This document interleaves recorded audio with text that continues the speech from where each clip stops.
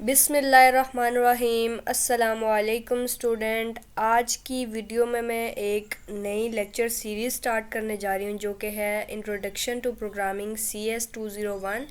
आज की वीडियो में सिर्फ आपको ओवरव्यू दूंगी, इनके पहले चैप्टर के बारे में थोड़ा थोड़ा सा समझाऊंगी एंड आई ट्राई कि मैं कंबाइन लेक्चर्स रिकॉर्ड करूँ, इनके 1 से 5 या 1-2 लेक्चर इस तरह से एक ही वीडियो में कवर करूँ। तो आज ये आपको सिर्फ बताना है कि मैं किस तरह से पढ़ाऊँगी। सबसे पहले तो आपकी जो लेक्चर वाइज है ना, शॉर्ट लॉन्ग क्वेश्चन, MCQs, हर चीज़ मेंशन हुआ करेगी आपकी जो बुक है उसके ऊपर, ठीक है। उसके बाद ये मैंने फ़िलहाल तो ये 5 लेक्चर का लिखा हुआ है कि आई ट्राई के एक वीडियो में 35-40 मिनट की वीडियो में 5 चैप्टर जो हैं कवर हो जाएं आपके, क्योंकि कॉन्सेप्चुअल भी होता है तो इसमें ज़्यादा डिटेलिंग भी करनी पड़ती है। आपका एक काम है कि आपने बुक रीडिंग हर हाल में करनी है, चाहे शॉर्ट वीडियो देख रहे हैं, बुक के बगैर मतलब आपने बिल्कुल नहीं जाना, रीडिंग किए बगैर आपने एग्ज़ाम देने नहीं जाना। इसके अलावा मैं स्लाइड्स बनाया करूँगी, जो पिछली वीडियो में हमने पढ़ा होगा ना वो नेक्स्ट वीडियो के लिए मैं स्लाइड्स भी बनाया करूँगी रिवीजन करने के लिए। इस तरह से आपका वो कॉन्सेप्ट, वो क्वेश्चंस आपको सही 100% तैयार हो जाया करेंगे। तो आज के लेक्चर नंबर 1 में हम देखते हैं सबसे पहले क्या पढ़ना है, what is programming, why programming is important, what skill are needed. यानी कि प्रोग्रामिंग बजाते खुद क्या है, इसकी इम्पोर्टेंस क्या है, और उसके बाद हमें कौन सी स्किल्स आनी चाहिए, यानी हमें कौन कौन सी चीज़ें आनी चाहिए प्रोग्रामर बनने के लिए।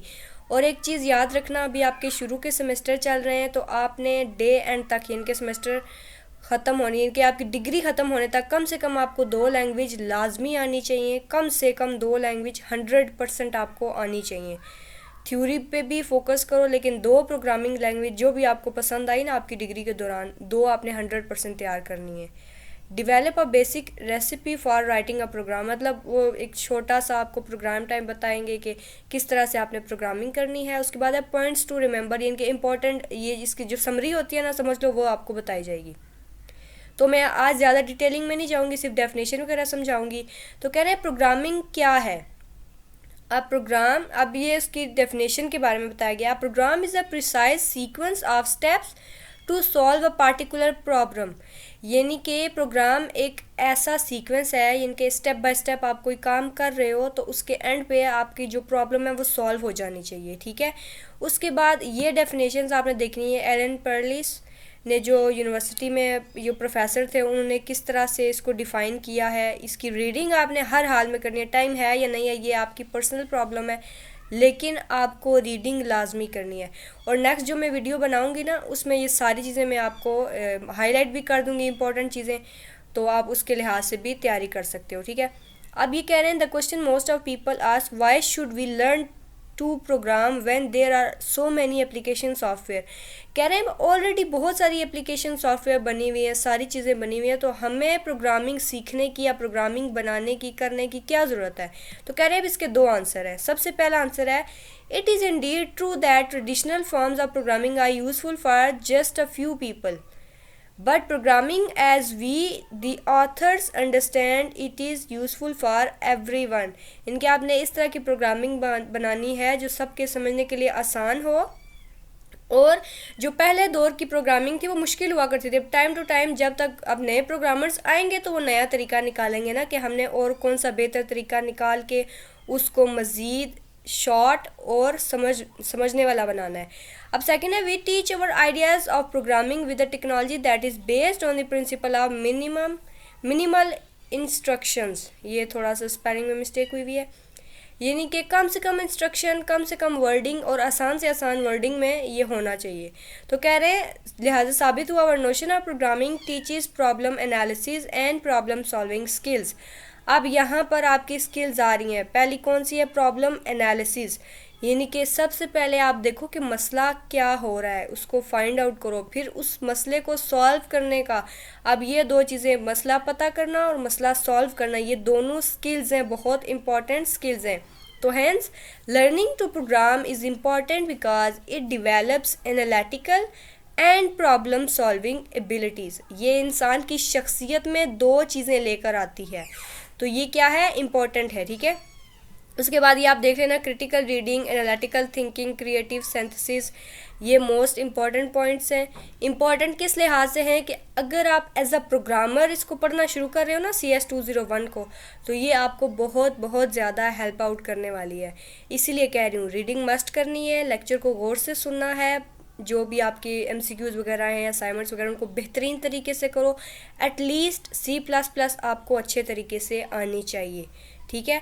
और CS 101 में जो आपने बेसिक सारी कंप्यूटर की पढ़ी हैं, उससे इतना तो हो गया होगा कि प्रोग्रामिंग से रिलेटेड कौन सी चीज़ें। तो अभी ये शॉर्ट लास्ट स्टेप मैं आपको बताने लगी हूँ कि programming is an important activity as people life and living depends on program one makes.